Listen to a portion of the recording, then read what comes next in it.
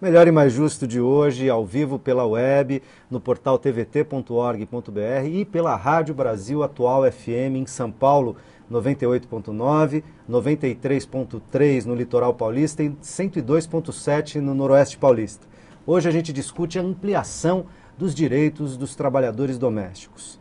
Está em tramitação no Congresso Nacional a PEC 478 de 2010, 478. Que estabelece aos trabalhadores domésticos os mesmos direitos que outros trabalhadores do setor privado, como, por exemplo, fundo de garantia, hora extra, adicional noturno, jornada semanal de 44 horas. Quais os principais avanços que a PEC traz e quais os problemas que, eventualmente, ela aponta no caminho? Eu vou aproveitar essa pergunta inicial e já colocar na roda uma pergunta que entrou aqui pela internet, da Eliane, de São Paulo, que está perguntando basicamente isso que eu acabei de perguntar para vocês, Alice, porque o governo ainda não assegura às empregadas domésticas certos direitos trabalhistas que são comuns a outros empregados, fundo de garantia, seguro-desemprego, etc. Então estamos nesse campo. Camila, vou começar com você por agora. A PEC traz, ainda não foi votada, né? Traz mas ela aponta essas alterações, esses novos direitos. Por que demorou tanto? Porque realmente isso tem que ser feito através de um projeto de emenda constitucional, porque a Constituição, ela veda a concessão de alguns direitos aos empregados domésticos. Então, não é tão simples quanto um projeto de lei ordinária, de lei complementar. Isso precisa ser feito através de emenda constitucional, é um processo mais longo, porque você altera os termos constitucionais. Agora, a visão prática disso é aquilo que eu falei antes, a organização da família para providenciar isso, porque diferente do empregado urbano e do rural que trabalham para empresas, muitas vezes o empregado, o patrão, o empregador doméstico, ele também é empregado. Então ele trabalha durante o dia e porque ele trabalha durante o dia, ele tem a necessidade de ter uma empregada doméstica para cuidar do âmbito domiciliar dele enquanto ele está ausente. Então é verificar como, se ele vai conseguir, por mais que ele até saiba que ele vai ter que pagar a FGTS, que fazer os recolhimentos, verificar cálculo de hora extra, como que ele faz isso para pagar no final do mês, ele teria realmente que se reorganizar para fazer alargar a administração domiciliar dele para gerir esse empregado doméstico. Então, Patrícia, talvez sejam esses os óbices. Não, eu tenho a mesma dúvida, porque é que no Brasil os direitos das trabalhadoras domésticas são diferentes. Eu não saberia responder, a não ser se a gente olha para a origem, para o passado, para tentar entender que é uma coisa que vem da escravidão. É uma ocupação. Então a mente do brasileiro liga o empregado doméstico à escravidão. Então não tem direito. A servidão. Fica como uma espécie de agregado inferior, né? E não só a servidão, como também a esse papel específico atribuído à mulher. É a mulher que cuida do lar, é a mulher que cuida da família, é a mulher que cuida dos filhos. Então, na falta dessa mulher, porque ela saiu para o mercado, então você coloca uma outra pessoa. Então, a minha pergunta é a mesma dela. Eu não saberia responder porque se a gente não olhar, a não ser que a gente olhe para trás e tente entender que isso vem de uma absoluta desvalorização dessa ocupação, porque durante muito tempo ela esteve ali. E isso não vem só do doméstico. Até pouco tempo, agora mudou, graças a Deus, ainda bem mudou. Mas a mulher que ficava em casa, ela não fazia nada o dia inteiro, não é verdade? O marido chega, por que você está assim? Você não fez nada o dia inteiro. Então, é um trabalho desvalorizado, mesmo para dona da casa. Fazia muito o dia inteiro, mas é um trabalho que não é reconhecido, é um trabalho invisível, né? Então aconteceu isso. Mas a gente tem mudado isso, como a gente estava comentando no outro bloco, tem mudado isso. Mas é uma jornada longa. Agora, não é assim tão fácil. Eu gostaria muito de falar que nós tivemos a oportunidade de fazer, junto com a Secretaria de Política para as Mulheres, uma pesquisa em São Paulo, em Salvador, onde nós ouvimos trabalhadoras domésticas, ouvimos também empregadoras de trabalhadoras domésticas e ouvimos mulheres que não estão no mercado de trabalho. Eu não vou falar mulheres que não trabalham, porque trabalham muito em casa, mas elas não estão no mercado de trabalho.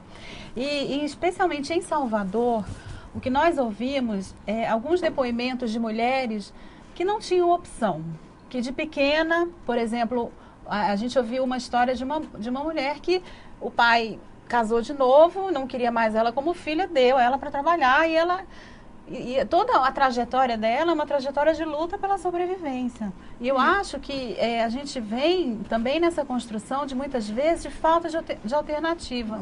A fala dessas mulheres eu trabalho como trabalhadora doméstica porque eu não tenho opção. E algumas falaram, eu não quero que minha filha seja. Então, ou seja, um destino, né? Um destino e não uma ocupação, um ofício. Então, mas caso, isso né? precisa mudar. Isso por causa da desvalorização. Desvalorização. É desvalorização social. Da maneira que isso for mudando, ela vai ter mais autoestima melhorada na profissão dela e esse é o nosso papel. Uhum. Conscientizar ela que ela tem uma profissão como outra qualquer, que ela tem que se melhorar nessa profissão, ela tem que fazer curso dentro da profissão, entendeu? E tem que ter orgulho, na verdade. É uma profissão maravilhosa que cuida do bem maior que a pessoa tem, que é a sua casa, a sua família. E a gente espera que isso mude, mas vai demorar um pouco, porque mas Camila a ia dizer alguma mentalidade coisa é assim. aqui.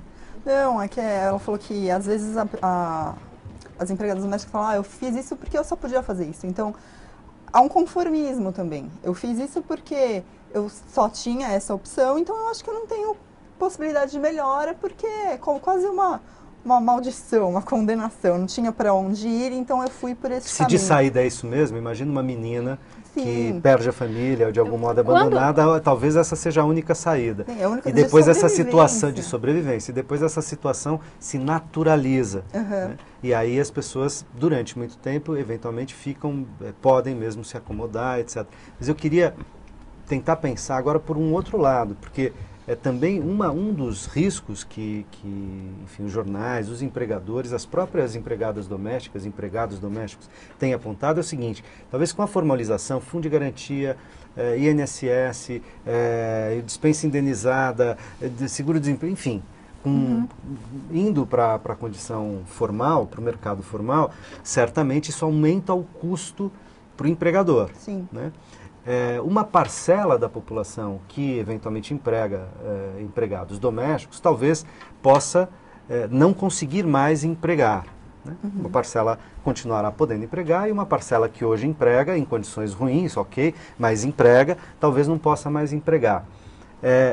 Existe alguma discussão? A própria lei aponta caminhos, por exemplo, para desonerar a INSS para o empregador? Se tem algum outro tipo de mecanismo para evitar que, ao tentar melhorar e assegurar direitos, você, na verdade, gere como efeito colateral desemprego, que isso não é desejável? Leandro? O que aponta agora? Para um acordo com o recolhimento do INSS. Hoje, o empregador paga 12% do salário da empregada e ela 8%. Então, isso seria para 3% para cada um. Já ia diminuir, ia tirar os 8% do fundo de garantia, que em vez dele fazer no INSS, ele faz como fundo de garantia. Né?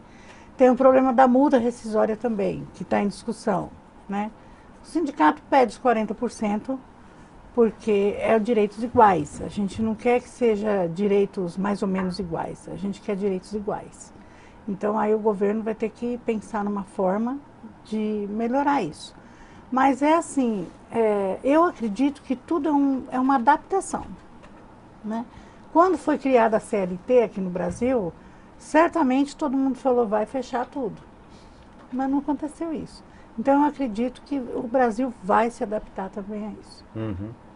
Patrícia, estava concordando com a cabeça? Eu concordo, até porque eu acho que esse argumento não pode ser o argumento que freie o que se vem acontecendo hoje no Brasil, que eu acho que é muito especial. A gente tem toda uma luta, a gente tem vários projetos de leis, a PEC tramitando, e eu acho que num outro momento em que também foi construído uma recomendação e a convenção da OIT, que fala sobre o trabalho doméstico, né? Foi uma convenção e uma recomendação, onde a participação das trabalhadoras domésticas, do movimento sindical, do movimento né? E do governo brasileiro em Genebra, para que essa recomendação e para que essa convenção fosse redigida, fosse aprovada, foi muito importante. Muito importante. Então, eu acho que você vive um momento onde o debate ele está colocado, e eu acho que a sociedade ela precisa pensar de uma outra maneira. Não dá para... se a gente ficar só pensando que o orçamento doméstico não cabe os direitos, a gente continua da mesma maneira e nós vamos viver no Brasil o que vivem os outros países. Então, acho que é hora da gente... onde você não acha mais uma trabalhadora, você contrata a firma de limpeza, elas se fazem em associação. Eu acho que a gente tem um Mas espaço a tendência hoje... é ir para esse lugar? A tendência aí, por exemplo, como funciona nos Estados Unidos, aí você contrata empresas de limpeza e por uma mão de obra bastante cara, quer dizer, só uma parcela da população acaba dispondo desse tipo de serviço. Essa acaba sendo a tendência? Eu acredito que não. Porque a nossa cultura não caminha para isso, entendeu? O brasileiro, ele é mais doméstico, ele ama a sua casa, ele ama... é diferente. Então, eu acredito que não. Eu acredito que todo mundo se adaptar e vai ser bom para a empregada e para o empregador, para todo mundo. Camila. Então, mas o que acontece assim, um dos problemas não diria o excesso, mas de mais direitos, é que às vezes você vai para a informalidade total. Porque nos Estados Unidos, além de você ter a empresa que limpa a piscina, a empresa que lava a sua roupa, a empresa que faz tudo, você tem todas as pessoas ilegais que trabalham para uma quantia muito menor, porque elas também não conseguem depois ser inseridas nesse esquema de direitos e depois até de pleitear isso perante o judiciário. Então, existe também esse ponto de vista. Acho que a adaptação, às vezes, é você partir para um serviço especializado, às vezes até a segurança também, e a questão dos direitos, até da multa dos 40%. O empregado doméstico, ele trabalha dentro da sua casa. Então, existe também é uma relação absolutamente pessoal, íntima e de confiança. Pelo menos para você abrir a porta da sua casa, sair e deixar a pessoa trabalhando. Não, você tem que ter... É uma relação profissional de extrema confiança. Até na relação empresarial, você tem que ter uma confiança no seu empregado. Para você sair, deixar o seu filho, deixar o seu pai idoso, você deixar a sua casa e uma pessoa lá dentro. Mas só que ele tem que separar isso do lado profissional. Ela é uma profissional como ela é uma profissional e ela tem que ser remunerada como tal. Da família, agora, como costumam dizer. No caso de uma demissão, a demissão é motivada. Você chega e fala, não quero mais as pessoas dentro da minha casa. Você paga 40% de multa sobre o fundo de garantia. É um ônus que talvez a pessoa não queira arcar. E sem falar que hoje, exceção do bem de família, são as dívidas de empregados domésticos. Então, a pessoa ela pode perder a casa que ela mora para pagar uma dívida de empregado doméstico perante a Justiça do Trabalho. É lógico que isso dá medo para a pessoa. Porque se ela dever o banco, ela não perde a casa que ela mora. Se ela dever qualquer outra pessoa, ela não perde. Agora, se ela tiver dívida trabalhista de empregado doméstico, ela perde a casa dela. Então, ela não pode ter dívida, ela tem que pagar direitinho. Então, ela não pode ter dívida, mas isso aumenta o orçamento familiar. E isso esvazia também a possibilidade de contratação. Nessa pesquisa, a gente conversou muito também com as empregadoras, né? Das trabalhadoras domésticas. E o que a gente percebeu, principalmente aqui em São Paulo, é que a família, ela passa por ciclos, né? Então, conforme o ciclo familiar, você precisa de um perfil de profissional. Então, aqui em São Paulo, as famílias que os filhos já estão grandes, já saíram, elas tendem a contratar as diaristas porque não sentem necessidade de ter uma trabalhadora doméstica ali durante todo o mês.